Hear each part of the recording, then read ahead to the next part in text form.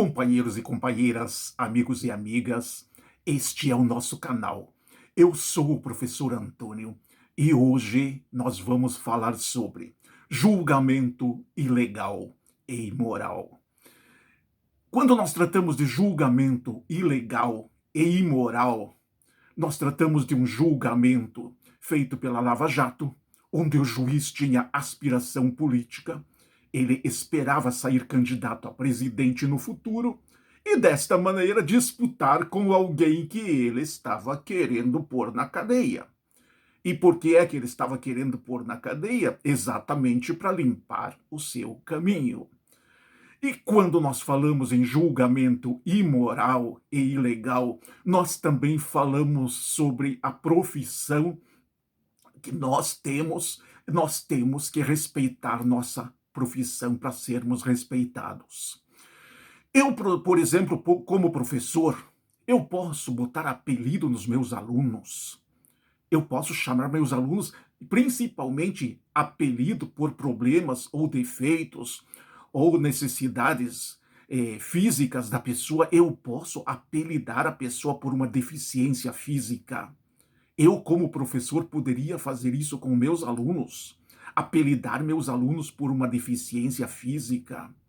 Pois, acreditem, o juiz da Lava Jato chamava uma pessoa que ele condenou, o ex-presidente Lula, na época ex-presidente, hoje presidente, ele chamava de Naine, se referindo aos 9 dedos, porque Lula perdeu um dedo trabalhando, perdeu um dedo porque teve o seu dedo esmagado quando trabalhava e teve que amputar o dedo porque estava começando a necrosar. Ou seja, se você não trata imediatamente um osso fraturado, moído, ele passa a apodrecer em poucas horas. E foi isso que aconteceu. E Lula perdeu um dedo trabalhando. E o juiz da Lava Jato chamava por isso o ex-presidente, conforme eu falei, ex-presidente na época, hoje presidente novamente, porque se reelegeu, ele chamava de Naine. E o seu procurador, o fiel escudeiro da Lava Jato, também chamava de Naine, ou significa 9, se referindo aos 9 dedos.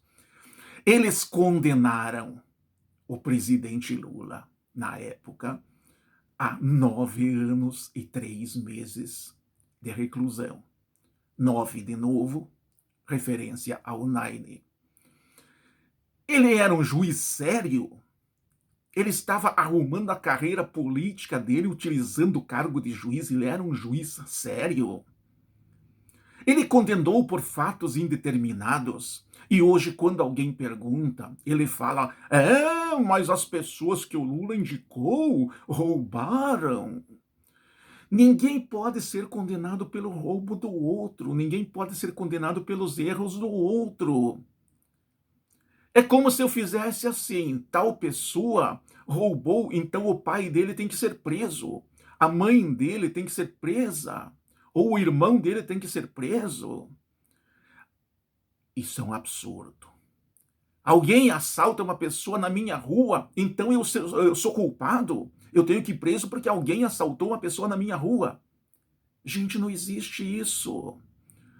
Teori Zavascki, aquele que morreu de um desastre aéreo, que caiu o avião, ou até hoje não está bem explicado como que caiu esse avião.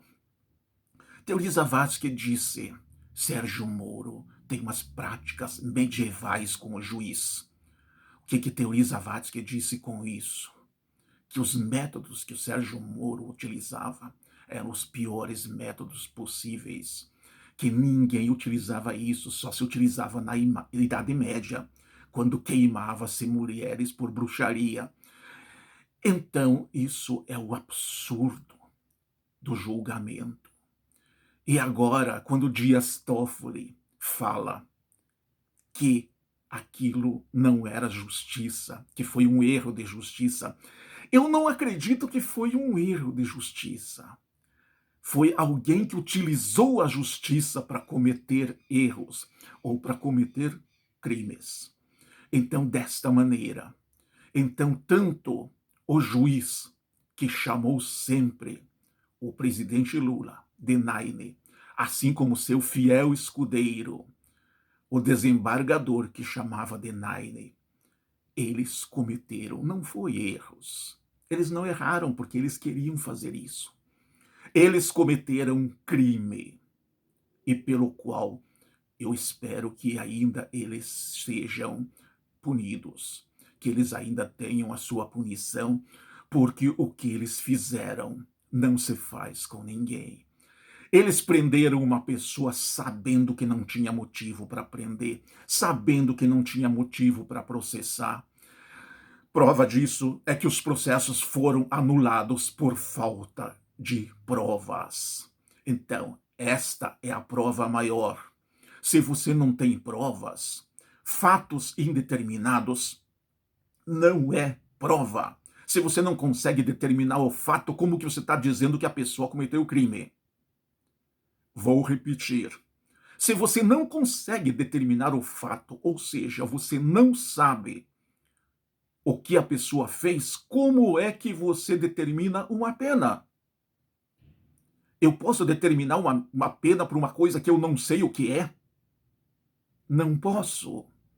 Não preciso ser juiz para saber disso. Qualquer pessoa com alguma inteligência sabe disso. Então, a Lava Jato mentiu. A Lava Jato ajudou num golpe contra a Dilma.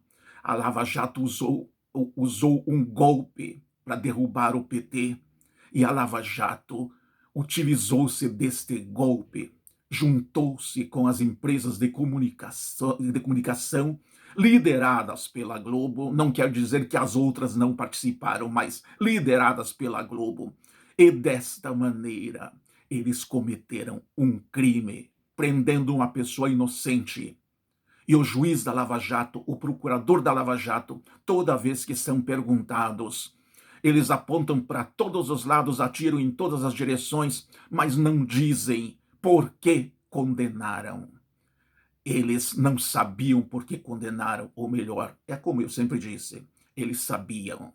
Estavam querendo se projetar politicamente e, para isso, eles tinham que prender a pessoa mais importante no Brasil dentro da política, que é o presidente Lula. O presidente Lula é reconhecido no mundo todo. O mundo todo se engana e só meia dúzia de pessoas que querem o espaço político. Tem razão? Eu acho que não. Eu diria que o juiz da Lava Jato e seu procurador não passam de um dique vigarista e o seu fiel escudeiro Muttley.